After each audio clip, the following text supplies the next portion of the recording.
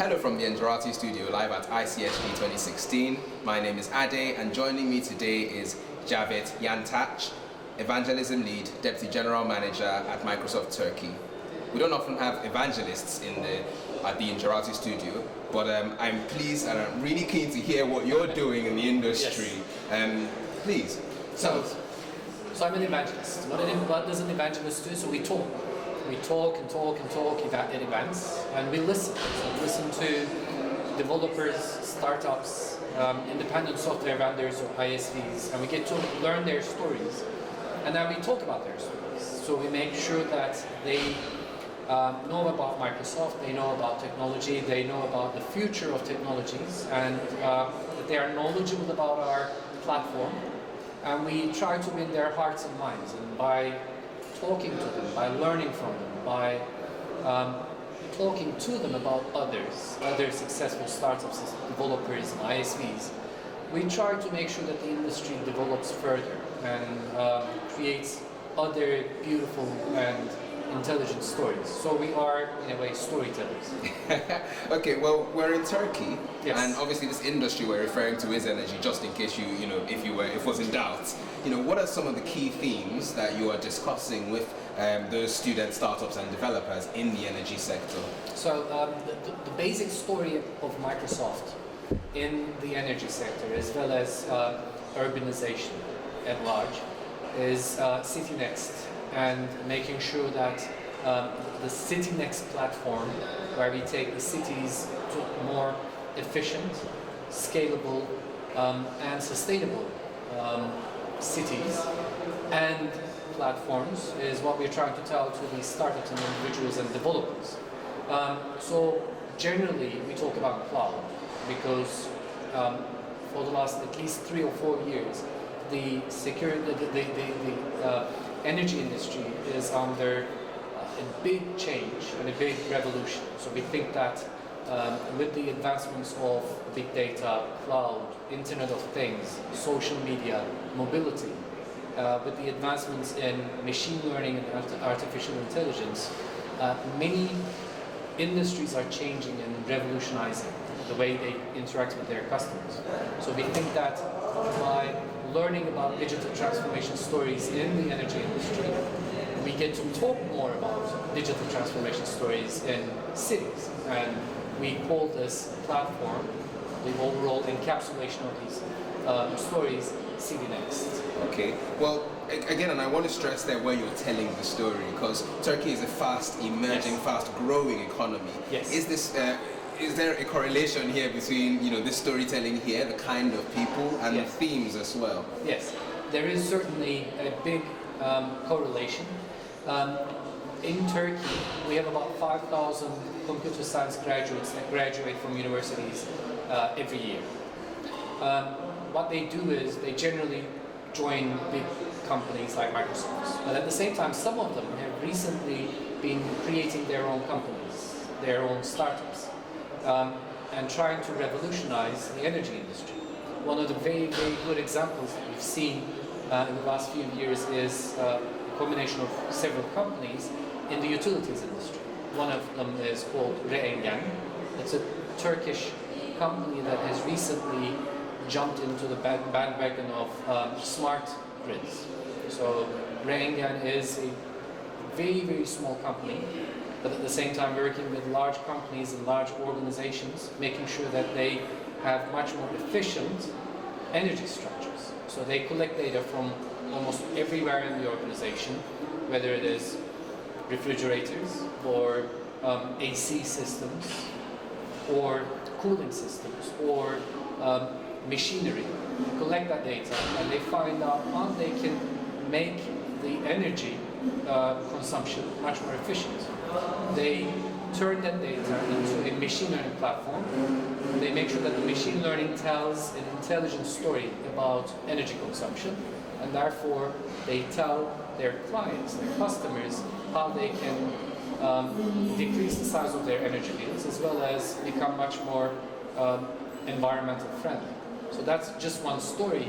We have lots of other stories coming out of Turkey from these fresh young students.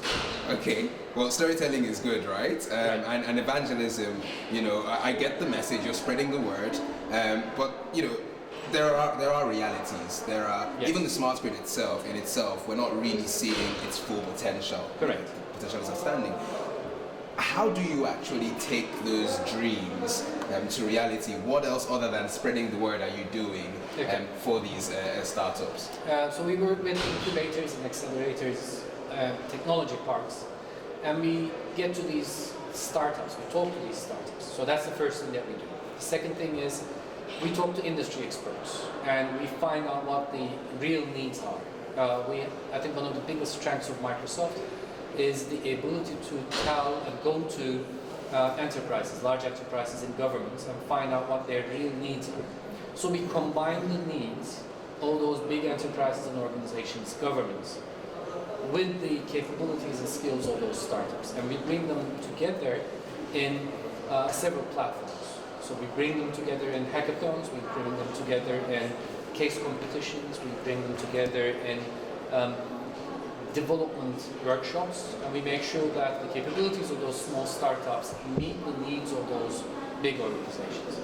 Sometimes this is easier said than done, because the needs are generally very complicated and very difficult to achieve, and those small startups are not really able to achieve those immediately.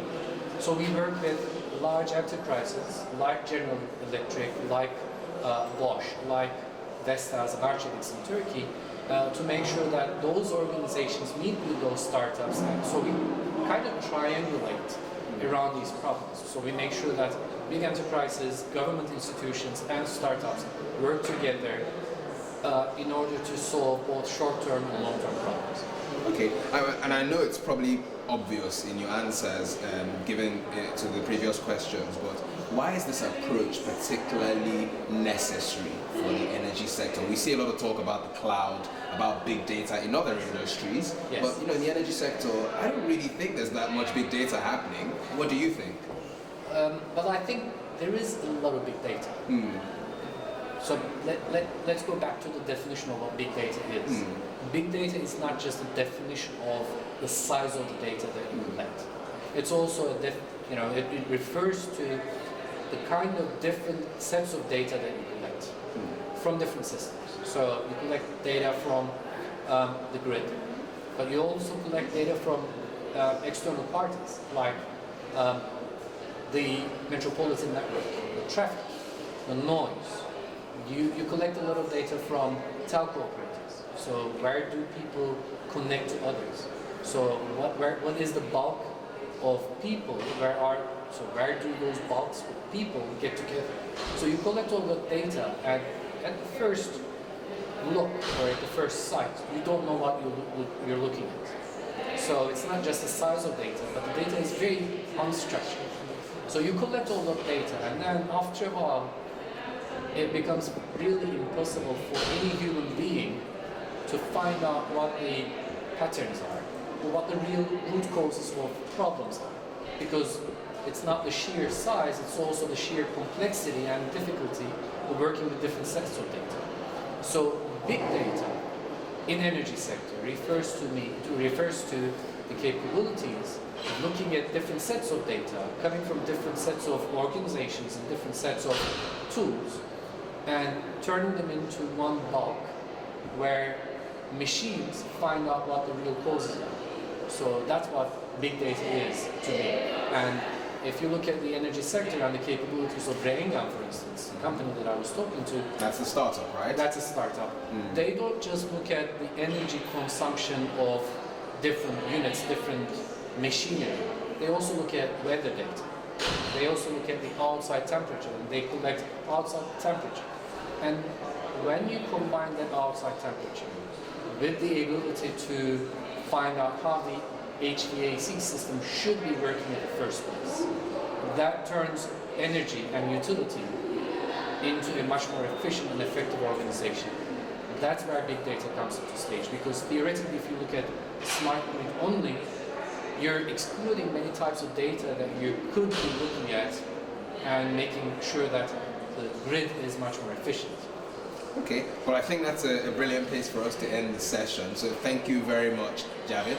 Thank you very much for the very nice talk here. Okay. Very nice questions. Of course, and to you, the audience, as well, thanks for tuning into this interview. If you'd like to hear more about big data, analytics, and what's happening in fast emerging economies like Turkey, please click the link below and on your screen. Thank you.